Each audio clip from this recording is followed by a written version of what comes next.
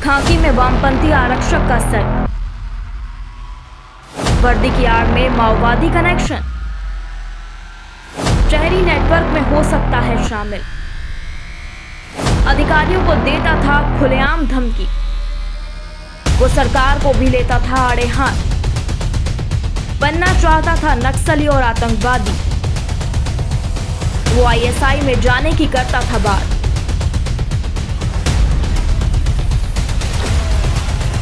हम बात कर रहे हैं सोशल मीडिया पर अचानक स्टार बनी छत्तीसगढ़ के पुलिस आरक्षक पुष्पराज सिंह की, जिसे पिछले वर्ष लॉकडाउन में लोगों ने जाना। पुष्पराज सिंह ने छत्तीसगढ़ सरकार के मुख्यमंत्री राहत कोष में अपने 1 वर्ष के वेतन को जमा करने की बात कही थी और देखते ही देखते वे आरक्षक लोगों के लिए आइकॉन बन गया। लेकिन दिन ब दिन सोशल मीडिया पर बढ़ती फैन फॉलोइंग से पुष्पराज को वामपंथी विचारधारा की दीमक लगना शुरू हो गई और वे इतना कट्टर हो गया कि अपने अधिकारियों के साथ मारपीट और अभद्र व्यवहार करने पर पिछले 5 वर्षों में उसे कई बार सस्पेंड और कई बार बर्खास्त भी किया गया। आखिर अपने 1 वर्ष के वेतन को सरकार को सिर्फ दान देने की बात ने पुष्पराज सिंह को इतना बड़ा बना दिया कि पुष्पराज सिंह खुद को अधिकारियों और सरकार के ऊपर समझने लगा था, जबकि अभी तक उसके वेतन से 1 रुपए भी मुख्यमंत्री राहत कोष में जमा नहीं हुआ। वे आए दिन सोशल मीडिया पर किसी न किसी अधिकारी के खिलाफ विवादित पोस्ट करता और खुले मंच पर आने की चुनौती देता। सोशल मीडिया का भूत पुष्पराज सिंह पर इस कदर हावी हो चला था कि वह सरकार के खिलाफ भी टिप्पणी करके आड़े हाथों लेने लगा था, जिसमें छत्तीसगढ़ के पूर्व मुख्यमंत्री डॉक्टर रमन सिंह और वर्तमान गृह मंत्री ताम्रध्वज साहू भी शामिल हैं। तकरीबन 30 अप्रैल से पुष्पराज सिंह अपनी ड्यूटी पर नहीं आ रहा था, तभी अचानक शुक्रवार की रात पुष्पराज सिंह की लाश देशी शराब की दुकान के पास कच्चे रास्ते पर बिजली के तारों में लपटी हुई मिली। बताया जा रहा है कि पुष्पराज कुछ देर पहले ही अपने साथी आरक्षक से स्कूटी मांगकर थोड़ी देर में आने की बात कहकर किसी काम से निकला था। तभी कुछ देर के बाद बस स्टैंड के पास एक देशी शराब की दुकान के आगे कच्चे रास्ते पर उसकी लाश को देखा गया। आपको बता दें, इस रास्ते पर टेम्परेरी कनेक्शन वाले बिजली के तार बॉक्स के सहारे लगे हुए थे, जो कि आंधी की वजह से गिर चुके थे, जो अंधेरे में एक बार भी नजर नहीं आ रहे थे। और चश्मदीद गवाह की माने तो शायद आंधी के कारण गिरे हुए तारों में फंसकर पुष्पराज की मौत हुई है। हालांकि ये घटना कैसे हुई, इसकी जानकारी अभी तक संदिग्ध बनी हुई है। पुष्पराज सिंह के बड़े भाई की माने तो उन्होंने पुलिस के थाना प्रभारी और उच्च अधिकारियों पर पुष्पराज की हत्या का आरोप लगाया है। लेकिन क्या सिर्फ लाश को देखकर अधिकारियों पर हत्या का आरोप लगाया जाना सही है?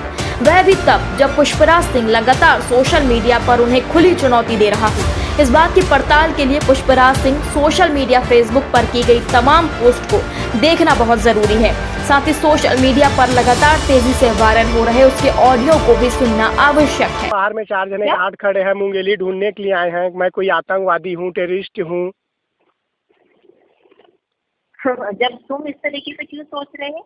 नहीं, तुम जो आए हैं उससे बात करो तो क्लियर हो जाएंगे। अभी तुम्हारे बारे में ऐसे सोचते हैं तो मैं क्या बोल सकती हूँ पुष्पराज? नहीं, आप ही बताइए मैडम। तुम बाहर जाइए, तुम बाहर जाकर जो नोटिस अगर वो लेकर आए हैं तो उसको तामील करने दीजिए, बस खत्म बात है। आप अगर अपने बारे में ऐसे सोचेंगे तो मैं क्यों कुछ नहीं बोल पाऊंगी। कौन सा ऐसा ही नोटिस लेकर आता है मैडम? आज तक दिनांक में आरक्षक लोग तो नोटिस लेके आते हैं।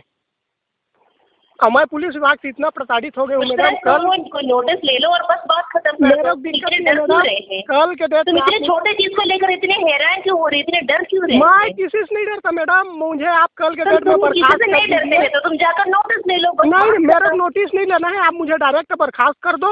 हेलो हेलो, हाँ चंद्राकर बोल रहा हूँ, एसओपी जांजगीर। बोलिए सर। अरे वो तुम्हारे को कोई नोटिस वोटिस लेके गए हैं क्या वहाँ जांजगीर तुम्हारे पास? वहाँ क्या नाम है, कहाँ हो यार? मुंगेली में हो? कहाँ? हाँ बिल्कुल मुंगेली में हूँ सर मैं।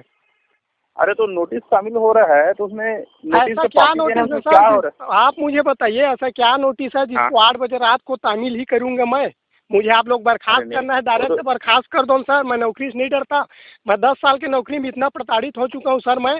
अब मैं सिर्फ माओवादी ही बनूंगा और कल से माओवादी बनने के लिए जा रहा हूँ मैं सीएम को लेटर लिख के, क्योंकि मैं पुलिस विभाग से बहुत परेशान हो चुका हूँ। नहीं बोल रहा हूँ, एक सिंपल नोटिस है, नोटिस को लेने में क्या दिक्कत है? नोटिस नहीं लेना है सर, आप मुझे बर्खास्त कर दो वहीं से डायरेक्ट। मुझे नहीं करनी है नौकरी।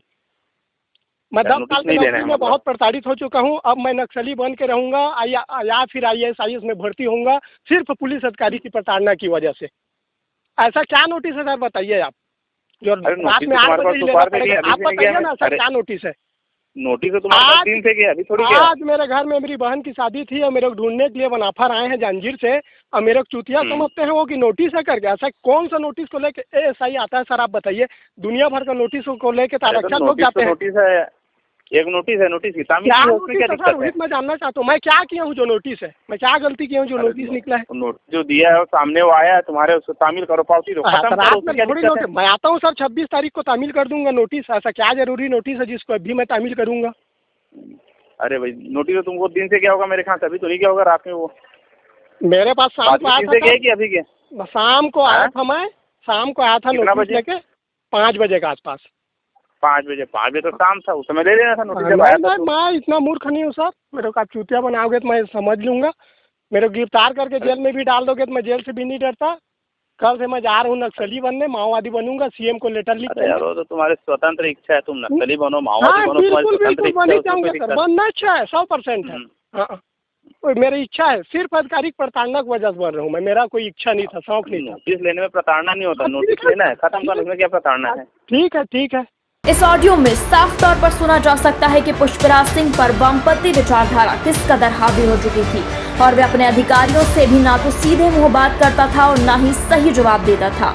ऑडियो में साफ सुना जा सकता है वामपंथी विचारधारा से ग्रसित हो चुका पुष्पराज लगातार नक्सलवादी बनने और आतंकवादी बनने की बात कर आईएसआई ज्वाइन करने की बात करता है। साफ तौर पर कहा जा सकता है कि यदि कोई व्यक्ति खुले तौर पर इस प्रकार की बात करे तो उसका कोई ना कोई बड़ा कनेक्शन जरूर होगा। सूत्रों की माने तो पुष्पराज सिंह की मौत के पहले पुष्पराज किसी महिला से लगातार बात कर रहा था।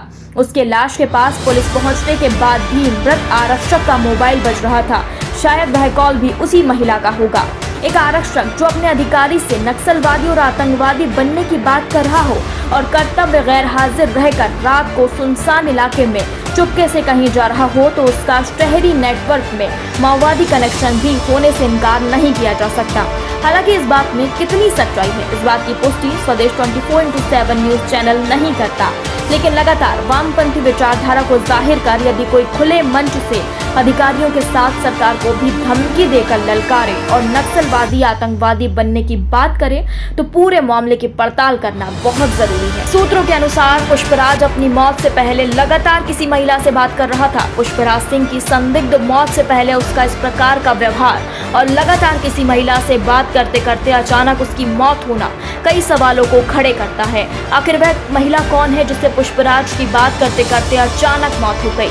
क्या उसकी मौत के पीछे किसी बड़े माओवादी संगठन का हाथ है जिसने पुष्पराज की बातें सुनी हो और शहरी माओवादी नेटवर्क का भांडा फूटने से पहले ही पुष्पराज को मरवा दिया गया हो? फिलहाल आरोप प्रत्यारोप के बीच जांजगीर पुलिस अधीक्षक ने मामले की गंभीरता को देखते हुए पूरे मामले की मजिस्ट्रियल जांच के लिए कलेक्टर को प्रतिवेदन दिया है। कुछ दिनों में ही पुष्पराज सिंह की संदिग्ध मौत और वामपंथी विचारधारा से ग्रसित माओवादी कनेक्शन की गुत्थी सुलझ सकती है। Bureau report, Janjgir.